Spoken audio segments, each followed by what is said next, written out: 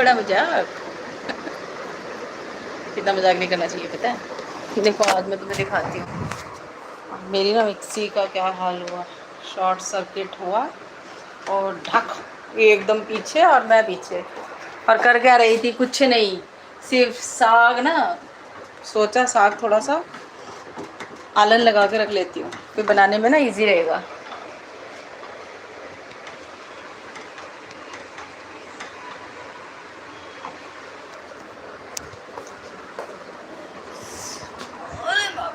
आज निकल जानी थी सारी खूबसूरती मेरी, सही में।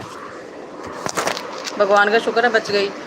हाथ में एक तो ये वाला हाथ वैसे ही टूटा पड़ा है, ऊपर से इतनी तेज झटका आया है ना, मेरे दोनों बच्चे, सारे घर की लाइट गायब। मम्मी क्या हुआ, क्या हुआ, बच गई तुम्हारी माँ आज।